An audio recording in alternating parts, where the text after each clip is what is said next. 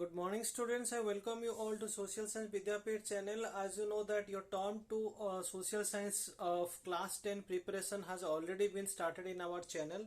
So far many videos were already uploaded for your preparation for term 2 Social Science of class 10.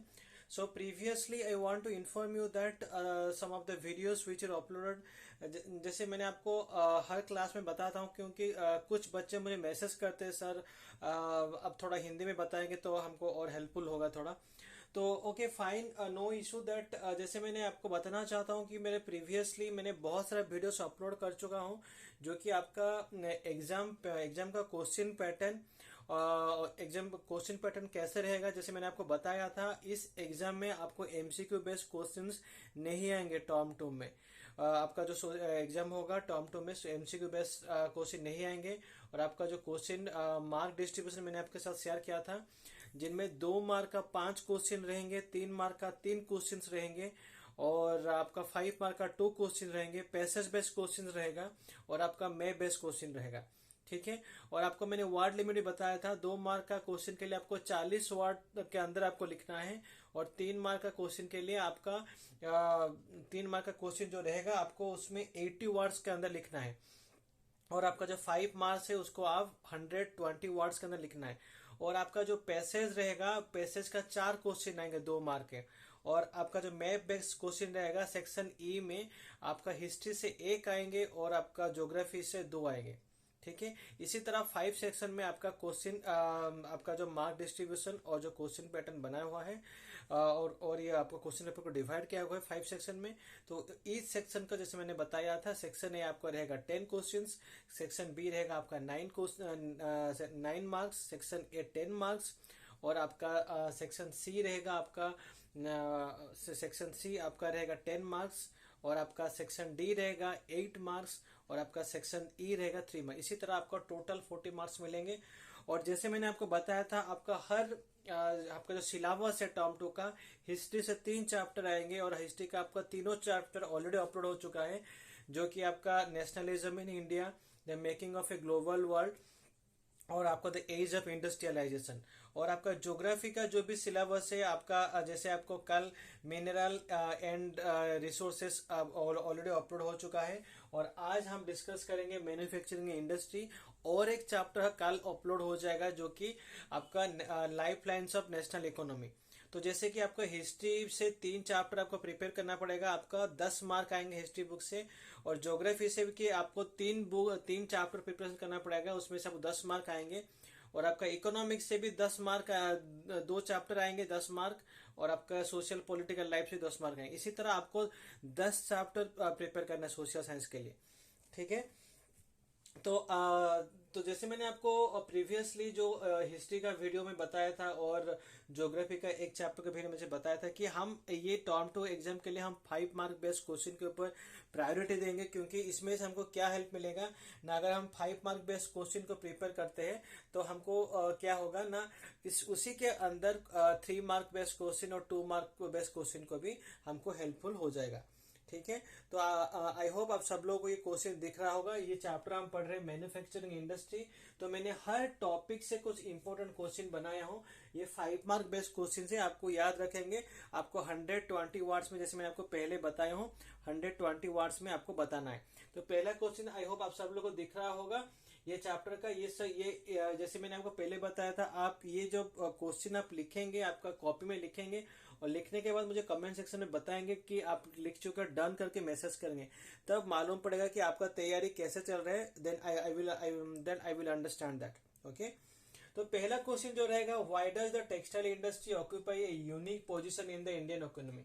Okay, पहला question ये रहेगा, why does the textile industry occupy a unique position in the Indian economy. तो textile industry कैसे special position occupy करता है Indian economy, आपको बताना है 120 वर्ड में। ठीक है। जैसे आप सब लोगों को पता है टेक्सटाइल बहुत इंपॉर्टेंस था इंडिया का। जो टेक्सटाइल जो प्रोडक्ट्स है, जो टेक्सटाइल जो भी क्लोथ्स होता है वो बहुत अच्छा क्वालिटी का, जिसका डिमांड सभी जगह में हाई है। ठीक है।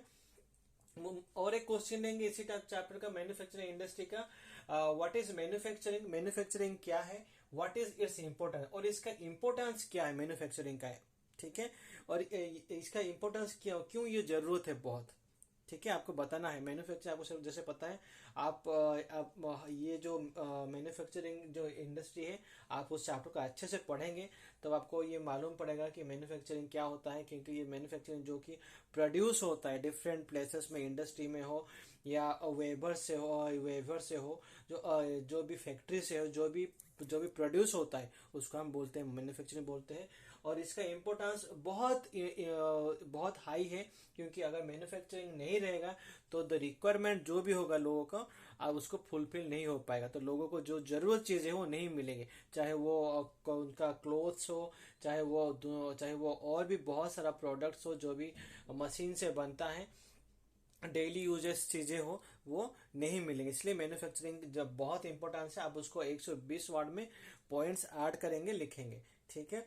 और जैसे मैंने बताया था, ये हम लोगों का जो टर्म टू का प्रिपरेशन का जो क्वेश्चन हो जाने के बाद मैं कुछ इम्पोर्टेंट टॉपिक आपको साथ इम्पोर्टेंट टॉपिक का मैं आपको शेयर करूंगा, कंसेप्ट शेयर करूंगा, इम्पोर्टेंट पॉइंट्स आपको बताऊंगा, तो आपको ज्यादा हेल्पफुल होगा, ठीक है। तो चैप्टर में बने रहिए, और आपका ये जो वीडियो है आपको दोस्त के साथ शेयर कीजिए, सब्सक्राइब कीजिए, लाइक कीजिए, और जैसे मैंने आपको बताया था, आप वो आंसर लिखने के बाद मुझे कमेंट सेक्शन में डन करके मैसेज कीजिए। और जैसे मैंने आपको पहले बताया, लाइव क्लासेस भी शेड्यूल्ड है, वो बहुत जल्द स्टार्ट होंगे, ठीक है। तो मैन्युफैक्चरिंग के बाद तीसरा क्वेश्चन आ रहा है, राइट अबाउट इंफॉर्मेशन टेक्नोलॉजी, ठीक है। आपको राइट इंफॉर्मेशन टेक्नोलॉजी के ऊपर लिखना है, एंड इलेक्ट्रॉनिक्स इंडस्ट्री के बारे में लिखना है, ठीक है। आपको इनमें से दो क्वेश्चन कंबाइन है, information technology and electronic industry के बारे में डिस्क्राइब करना पड़ेगा यहीं पर, ठीक है। और ध्यान रहे, ये आपका 120 वर्ड में बताएंगे इंफॉर्मेशन टेक्नोलॉजी क्या होता है, आईटी क्या होता है, और इलेक्ट्रॉनिक इंडस्ट्री क्या होता है, करेक्ट। नेक्स्ट क्वेश्चन लेंगे, why is the iron and steel industry called the basic and heavy industry. So iron and steel industry को हम क्यों बोलते हैं बेसिक और हैवी इंडस्ट्री, ठीक है, आप उसको डिस्क्राइब करेंगे।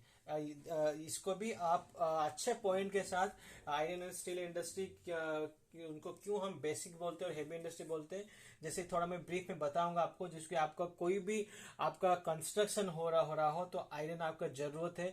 और स्टील का यूजेस आजकल बहुत सारा जगह में है, यूटेंसिल में स्टील यूज किया जाता है, और आपका बहुत सारा इलेक्ट्रॉनिक्स का स्टील का टूल्स यूज हो बनता है, बहुत सारा टूल्स में स्टील यूज किया जाता है। इसीलिए ये जो आयरन एंड स्टील इंडस्ट्री को हम क्या बोलते हैं, बेसिक एंड हैवी इंडस्ट्री भी बोलते हैं, ठीक है। और एक क्वेश्चन लेंगे, describe in brief the aluminium smelting industry in India with emphasise on. जो एल्यूमिनियम जो स्मेल्टिंग होता है, एल्यूमिनियम स्मेल्टिंग इंडस्ट्री जो इंडिया में होता है, उसका एम्फासिस आपको बताना है। तो क्या करना है, एनी 3 यूजेस ऑफ एल्यूमिनियम, तो कौन से जगह में एल्यूमिनियम को यूज होता है, ठीक है। यानी 2 locational factors for the industry, जो 2 लोकेशनल फैक्टर्स आपको बताना है इंडस्ट्री में, कौन सा लोकेशन में ये इंडस्ट्री को सेटअप किया जाता है, क्या क्या चीजें के ऊपर फोकस करके ये इंडस्ट्री सेटअप होता है हर जगह में, ठीक है। तीसरा और एक क्वेश्चन है, ये एल्यूमिनियम स्मेल्टिंग इंडस्ट्री जो इंडिया में बनता है, और क्या फैक्टर के ऊपर प्रायोरिटी दिया जाता है, इंपोर्टेंस दिया जाता है। आपको और एक क्वेश्चन इसी टॉपिक के ऊपर आंसर करना है, एनी 2 स्टेट, ऐसे 2 जगह स्टेट के बारे में लिखिए जहां पर एल्यूमिनियम स्मेल्टिंग किया जाता है, लार्ज स्केल में, लार्ज प्रोडक्शन होता है, वहां पर लार्ज क्वांटिटी में एल्यूमिनियम स्मेल्टिंग होता है, करेक्ट। आई होप आपको ये क्वेश्चन समझ में आ गया होगा। और एक क्वेश्चन लेंगे, classify manufacturing industry on the basis of ownership. तो ओनरशिप के बेसिस में जो मैन्युफैक्चरिंग इंडस्ट्री सेटअप करता है उसको आपको क्लासिफाई करना है, ठीक है।